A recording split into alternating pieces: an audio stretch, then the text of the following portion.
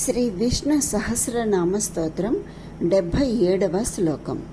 విశ్వమూర్తిర్మహామూర్తిర్దీప్తమూర్తిరమూర్తిమాన్ అనేకమూర్తిరవ్యక్తః శతమూర్తిశ్శతాననః. విశ్వమూర్తిర్మహామూర్తిః. విశ్వమూర్తిః అనగా విశ్వమే తన రూపముగా కలవాడు, సర్వవ్యాపి అగుటచే విశ్వాకారుడే భాసిల్లువాడు అని. మహామూర్తి బ్రహ్మాండ స్వరూపుడు, విరాట్ స్వరూపుడు, మహోన్నతుడు అని. దీప్తమూర్తి అంటే మహా తేజస్సుతో విరాజిల్లువాడు, కోటి సూర్యుల తేజస్సు కలవాడు, జ్ఞానమూర్తి అయిన మూర్తి, అనంతమైన పరిపూర్ణ జ్ఞానముతో ప్రకాశించువాడు అని. అమూర్తిమాన్ అనగా నిరాకారుడు, ఒక నిర్ణీత రూపమంటూ లేనివాడు, కర్మ బంధనములచే నిర్ధారింపబడిన తత్వము లేనివాడు. అనేకమూర్తి అనగా అనేక రూపములతో శోభిల్లువాడు, ఒక రూపములో ఉండక సర్వ రూపములలో వెలయువాడు అనగా దశావతారములను ఎత్తినవాడు అని.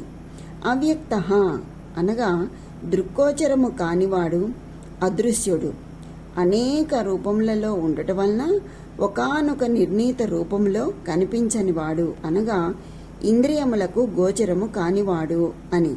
శతమూర్తి అనగా బహురూపి, చైతన్య స్వరూపుడై ఉండి తన చైతన్యమును శత విధములుగా వ్యక్తీకరించినవాడు అనగా వివిధ కాలములలో వివిధ రూపములను ధరించువాడు అని.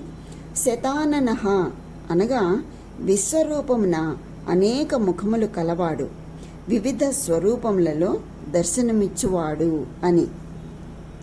ఈ శ్లోకంలో 717వ నామం నుంచి 724వ నామం వరకు తెలియచేసి ఉన్నారు. విశ్వమూర్తిర్మహామూర్తిర్దీప్తమూర్తిరమూర్తిమాన్ అనేకమూర్తిరవ్యక్తః శతమూర్తిశ్శతాననః అనగా విశ్వమే తన రూపముగా కలిగిన విరాట్ స్వరూపుడు, తేజోమూర్తి, విశ్వరూపమున అనేక ముఖములు కలవాడు, దుష్ట శిక్షణ కొరకై దశావతారములను ఎత్తినవాడు ఆయన. బహురూపి అయినను ఇంద్రియములకు గోచరము కానివాడు, నిరాకారుడు ఆయన. అట్టి పరమాత్మనకు ప్రణామములు అని. స్వస్తి.